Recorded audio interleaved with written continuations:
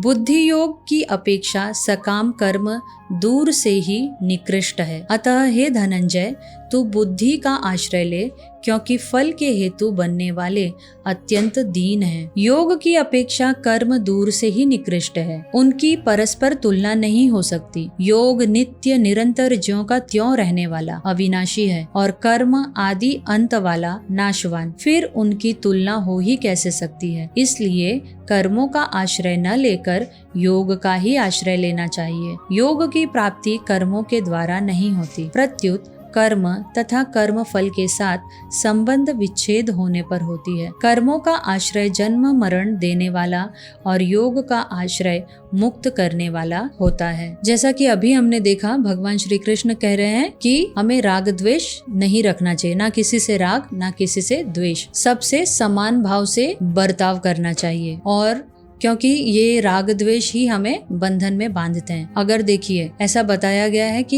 यदि हमें किसी के प्रति बहुत राग है तो भी हमें जन्म लेना पड़ता है, और किसी से बहुत द्वेष है तो भी हमें जन्म लेना पड़ता है। तो हम यहाँ पर भगवत गीता भगवान इसीलिए दिए हैं कि मनुष्य अपना कल्याण कैसे करे, कैसे इस 84 लाख के चक्र से वो बाहर निकले, इसलिए भगवान ने ये सारे ज्ञान यहाँ पर दिए हैं। तो भगवान यहाँ पर क्या कह रहे हैं, कर्मों का जो आश्रय लेता है वह जन्म मरण को प्राप्त होता है, जन्म मरण के चक्र से वो मुक्त नहीं होता। और जो योग का आश्रय लेता है, यहाँ पर योग यानी समता, समभाव से रहना, ना किसी के लिए राग ना किसी के लिए द्वेष, इस भाव से जो रहता है, योग से जो रहता है, वो भगवत प्राप्त होता है।